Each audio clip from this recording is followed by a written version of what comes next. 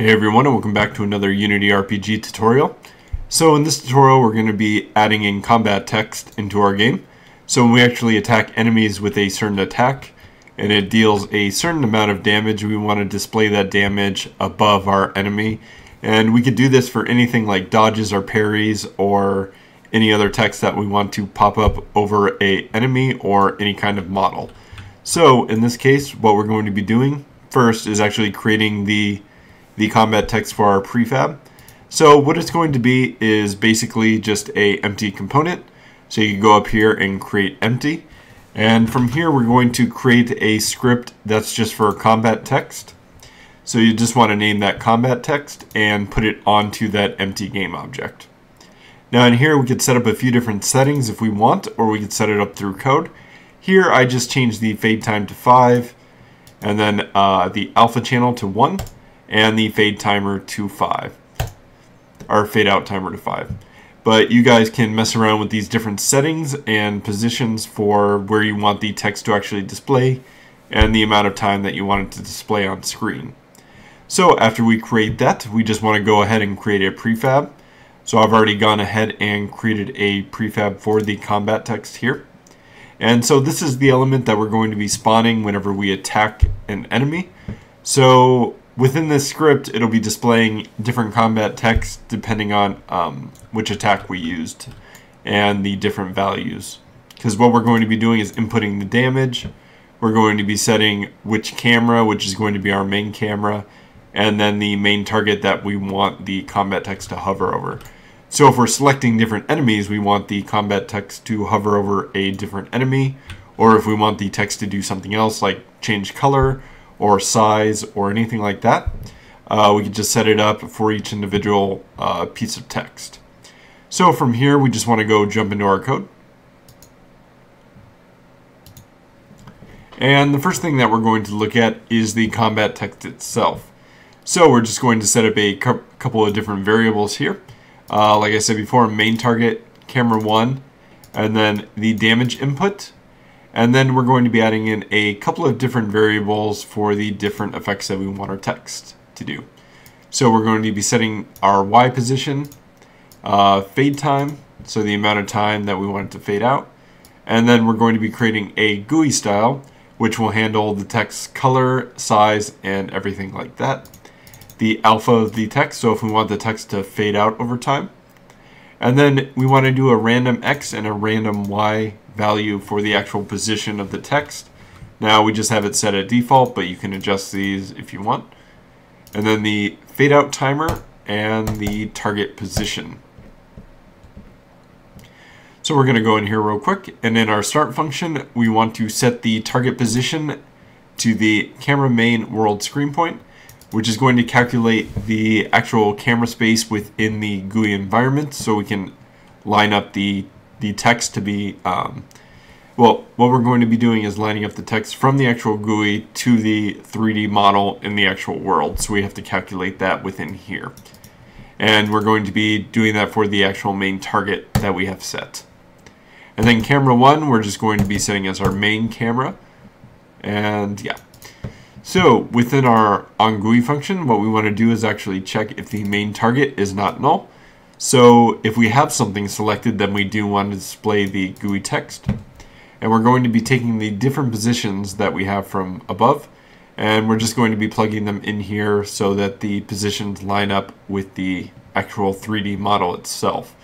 And then we can set the actual size of the text and everything like that. You'd probably want to have this bigger if you wanted your GUI style to be a little bit bigger. And then we're going to be adding in the actual damage that we dealt to the enemy itself. And then we just want our text style that we're having set here, which is going to be the color and the size and everything like that, any of the fonts that you want to choose. And then we can go down here to our updates. So we're also going to be making sure that the main target is not null. So if any case, if the enemy were to die, I guess we'd want to just destroy this object if they don't exist anymore within the target area, or if the target does not exist. So what we want to do now is set the target position. So we're going to be setting this again, and we're going to be updating this position. So depending on where our 3D model is moving, we also want our text to move. So we want to update this variable so that our GUI label knows exactly where it's moving to. And from here, we're going to be starting our fade timer. So we actually want to fade through our alpha that we have on this GUI text. So we're just going to be fading it over whatever time we have specified. And that's pretty much what handles that there. And in here, if we wanted to, so this is actually handling the font size. So if we want our font size to grow, let's say we attack an enemy and we get a crit, sometimes the text pops up really big. So this is where you could set that if you wanted to increase the actual font size. So if we have a start size and then over time that we want that text to actually grow. Or else, so if it's faded completely out, then we want to destroy this object, or forever, however long we specify for the text to actually stay there before we destroy it. And now this code down here, I believe, was some old code that I had, where I was actually spawning the element differently in here. But for the time being, we're just not going to use this code right now. So we'll just worry about this code up here. So now we're going to jump into the user stats. And this is where our prefab for our combat text is going to be. Now I should say in the future we might do the combat text system a little bit different than how we have it set up now. Just because when we're using different things, maybe like a fire spell where it's going to take time before it actually hits the enemy, and we might want to calculate it through there. So yeah, in the future this might change, but for now we're just going to be creating or plugging in our prefab within here and using that. So I believe now if we scroll down to our spell system that we made in the previous tutorial, let's see where it's at, down here. So when we actually go and use our first spell, so we're going to need to actually cast the first spell. So if we buy it and then we use it, it should call this code. Now what we're doing now is just dealing melee damage, so we're not calculating or trying to test any range spells or anything like that. And we're not plugging in an actual damage range. So in the future when we actually go to calculate the stats from, let's say, the enemy, if the enemy has a certain amount of defense and you have a certain amount of attack, or if the enemy had a lot of armor and your attack dealt a certain amount of damage, it might be reduced because the enemy had a lot of armor or maybe a certain buff or anything like that, and we can calculate it that way. But for now, since we're not actually calculating any real numbers, we're just going to be randomizing the actual range that we're going to be dealing the melee combat damage.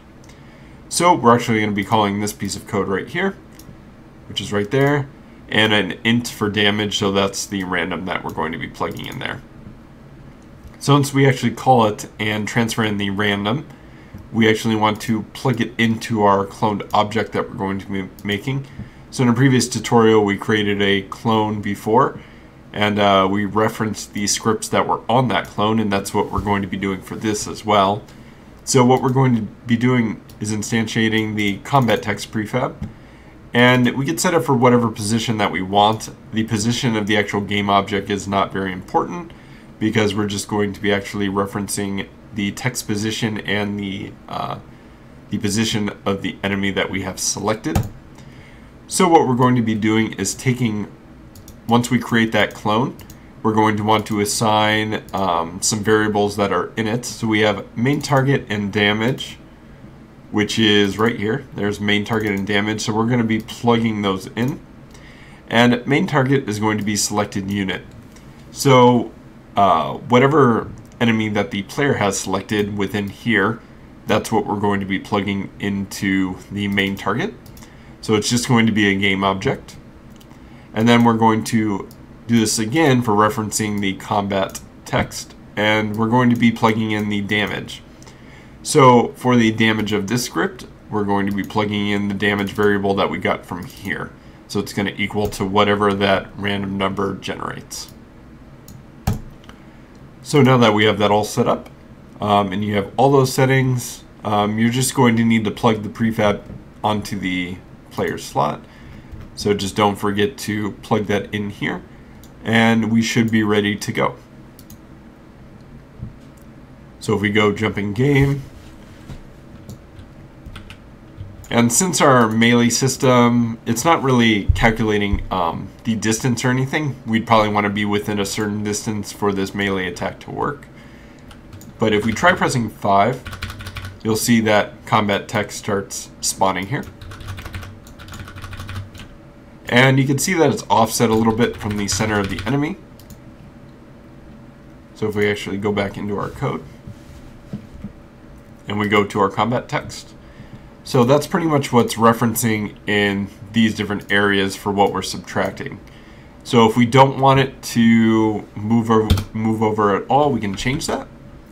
And also I should say that you could plug in the different variables.